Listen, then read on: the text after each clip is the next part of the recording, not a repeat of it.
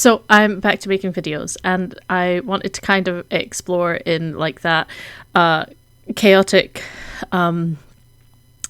ADHD riddled disaster way, a way of kind of combining bullet journaling and junk journaling, because right now my feed is just full of all of these absolutely gorgeous junk journals, and it's giving me serious journal FOMO. But I know that I just absolutely do not have the time to like junk journal, and it's making me sad because I've got two traveling journal groups. One of them that I set up with like some of my followers on Instagram, or like some of my friends on Instagram, really, and one of them is a separate group. And when I've been doing those journals, I've been like incorporating loads of ephemera and stuff that I found, and I've felt like it's made me think really creatively about journaling again, and I haven't felt that way in a really long time. So instead of setting up a junk journal and inevitably giving up on it in like 2 months, I've decided I'm going to try and like actively combine this like more creative junk journaling stuff with my regular bullet journaling. That's a little receipt from Cake or Dice, and that's where I picked up this this leaflet, which is fantastic. By the illustrations are by Anna Cummings. She's a recent graduate from DJ CAD in Dundee, and they're just beautiful illustrations, and I couldn't resist stealing one. It's no stealing, all right? They're given away for free. And using it in my journal because they're just beautiful. And Cake or Dice is where I'm going to be hosting a monthly journal club every month on the first Thursday of the month at Cake or Dice in Dundee. So if you're local to the area, come along, because my word of the year for this year was community, because I really feel like there's so many people right now complaining about the Instagram algorithm and how it doesn't feel like that community anymore. And 100%, it kind of doesn't. But I feel like maybe it's a sign that I should be getting out into the local community a bit more and making these like in-person connections. I did a few in-person events in 2023. I went down to Taunton and did the Southwest Planner Meet. I think they're called the Creative Planner Co. now. And I did Stationery Fest as well. And being able to just like go and meet all of these people and share that common hobby, interest, obsession of journaling together. It was such a life-affirming kind of freedom. It's a really weird thing to like pinpoint your finger on, but it was just so nice to meet people who have that same obsession. So as you can see, I have most definitely been hoarding away papers and bits and bobs and all of this kind of stuff in folders to incorporate more into the journals that I'm doing for the traveling journal group. So I'm going to start pulling that over into my bullet journaling as well. My bullet journal is usually incredibly messy. It's just like to-do lists and notes and things like that. And I'm sure it will stay that way for the majority.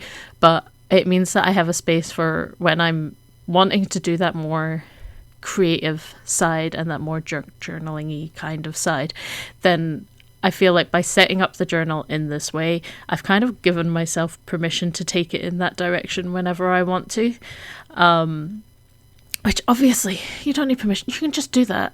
But like, you know, brain be like that sometimes, and you need to sort of, you know, let it know that that's okay. We're gonna do this our way.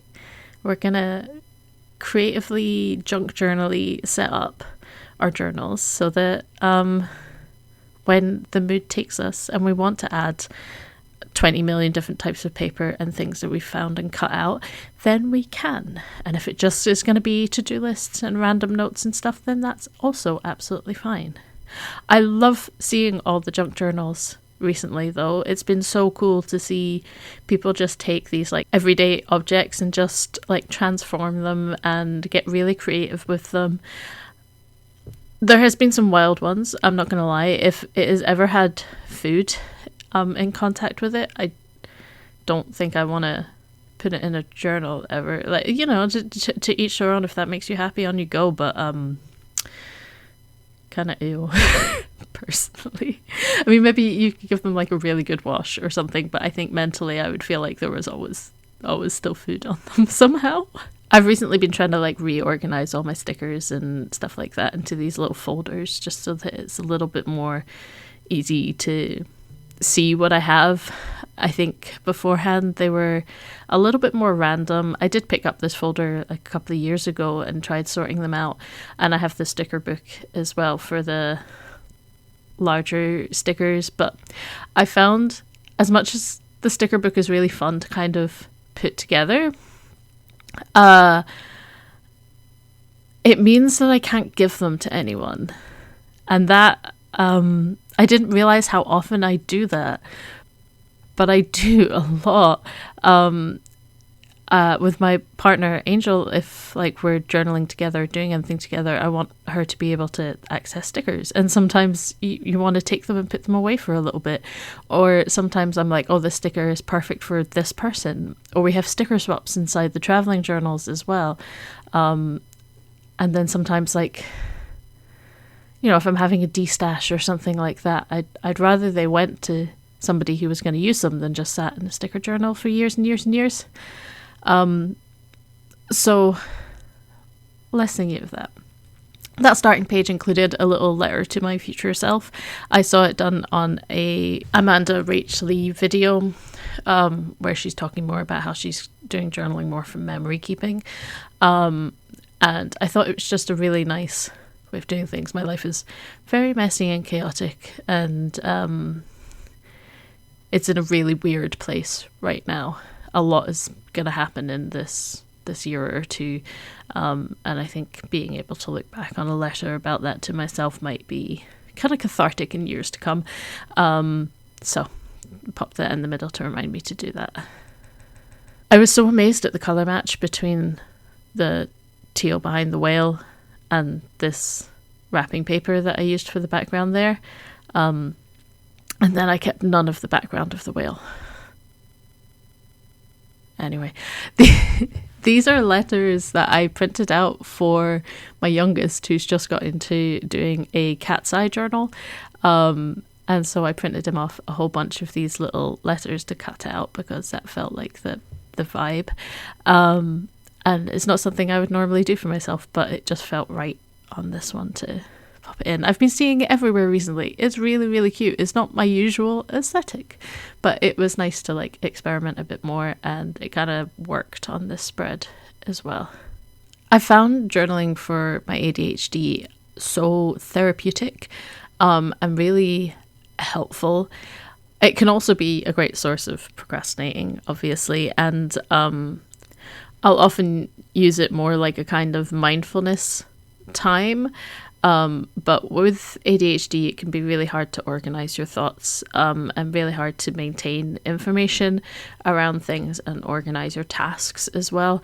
And being able to write everything down in journals, or especially when you're like spending time creating a spread, it helps that kind of processing time in your brain. That can really help get everything in order to where you kind of need it to be for actually completing the tasks. But 100% sometimes I end up making to-do lists that are actually just procrastinating. I'm working on it, and I'm also working on a video. It's sort of about the science behind planning and journaling, especially having ADHD and neurodivergencies, how it can help, but also how to make sure it's actually helping and not just stressing you out. The amount of people with ADHD I know who've done the try a planner thing and then not been able to follow through with it because of the certain planner that they've chosen, or the way, I mean, some people's brains just differently and it's not going to work for them ever. And that's absolutely valid, fine, all that kind of stuff. But I wanted to talk about how to actually make that work for ADHD brains instead. I'm trying to be a little bit more mindful of my finances. What finances? There's nothing there to really track, I guess.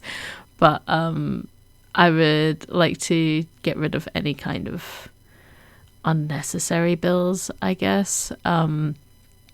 It feels like the entertainment stuff creeps up all the time. Like first it's Netflix and then it's Disney Plus or something like that. I think that's actually the only two that I pay for now. But it feels like those sorts of things tend to creep up a little bit, and I want to make sure that I'm not paying out for things that we don't actually use. So it means that monthly I can kind of check into like what are these actual bills, what is unnecessary that I can kind of cut away to help save a little bit of money in this horrific economy we're all in right now. I've showed a couple of people my little Kill Bills spread. I thought it was the height of comedy, but most people do not agree. So if you could validate me in the comments by laughing heartedly at my Kill Bills, that'd be very firm. I'm joking, it's fine, it's really cheesy. I also saw it on probably a Pinterest post or something like that at some point. It is not my original idea. I mean, turning it into a little book was, I guess. I don't know. Anyway, I also wanted to kind of encourage myself to read a bit more this year. I used to read all the time. I devoured books. I was that kid. I non-stop, a book a week at least, several books a week usually. So I've put myself a really realistic goal of 6 books in about 6 months.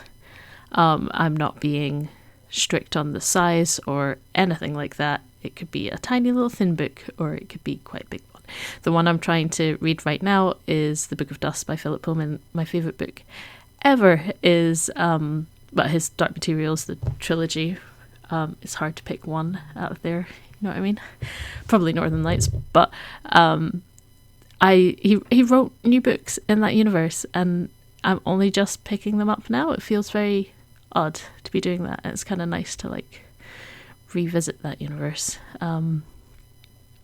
I'm part of this whole junk journaling movement, I feel, is people checking back in with the things that made them happy in childhood, like scrapbooking and collaging and just being free and fun with their craft activities rather than having this set goal or this set aesthetic or something like that.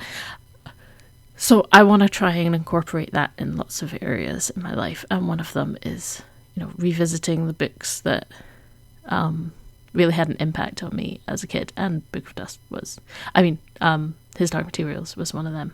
I really love the whole reclaiming your youth kind of movement of, being the sort of person that you as a child would look up to, all of that kind of stuff, especially when you've experienced things in your life that have maybe taken your sense of agency away. It's nice to be able to kind of check back in and kind of get in touch with you as a person. The need for hands-on crafts at the moment is so huge.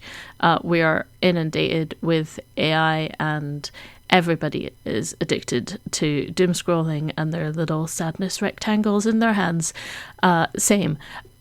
So I feel like that recovering that active, hands-on, traditional approach to making things is really important, which is part of the reason I wanted to start the journal club is I really wanted to bring a sense of community to that. And the idea is that we just get to sit around and journal and chat and be around people with similar interests and hobbies and connect.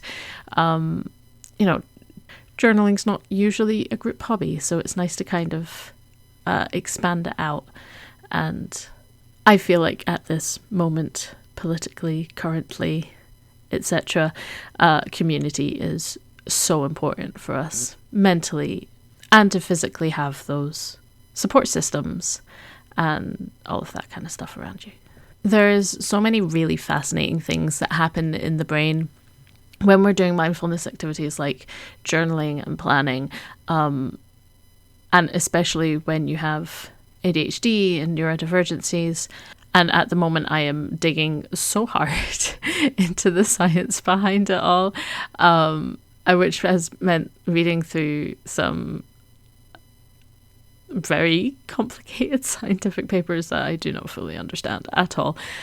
But it's been very interesting to try and get an overview of it. I'm trying to put it together into a script at the moment so that I can actually make a video about it and talk about it in a bit more depth. I cannot recommend journaling enough to people. I think the act of it, whether you're doing it as like memory keeping and diary keeping, or whether you're doing it as planning, or whether you're just doing it just for the creative pursuit of doing it, like in junk journaling, though junk journaling can be all three, I guess. No matter how you're kind of approaching it, it gives your brain that processing time that we don't really give it when we're doing things like scrolling on our phones or anything like that. You need that. It's like the sort of procrastinate area of your brain that sort of runs in the background, that processes our thoughts and our feelings and our reactions and our needs and wants in that moment. It allows it to have that time to actually stew. I don't know if stew is the right word, but it feels correct. All of those ingredients need to sit there and get tasty.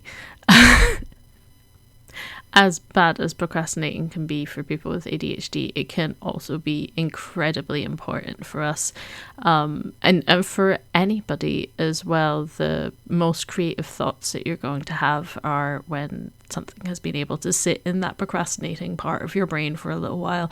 It's why shower thoughts are a thing. We get that time to just think and process away from the everyday distractions that are around us all of the time. And journaling is a way to put your brain into that focus mode. Setting up this journal was so much fun. I really like adding some interactive elements. I've been doing like pop-up interactive kind of things in the traveling journals, which I'd really love to do some like tutorials on and stuff for YouTube. First and foremost for me, it definitely has to be functional, but a part of the functionality is also allowing my brain to have that space to process and to work through things. I love the future self letter idea. Have I wrote it yet? Absolutely not, I haven't, but I do intend to this time. The monthly glancing though has actually been filled in now. I sat and did it in Dundee in a little coffee shop and stuff. Actually got it all set up. There's a few more things that I think I'd maybe actually like to add to this journal, a few more spreads, but I need to kind of think it over for a wee while first. Will this tracker get used?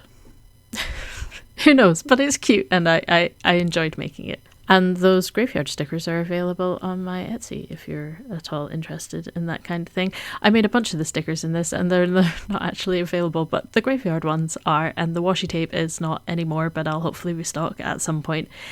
If you're in the Dundee area, come along to Journal Club the first Thursday of every month from 6 p.m. until 9 p.m. at Cake or Dice in Dundee, and I'll see you really soon with another video. Right, love you, bye.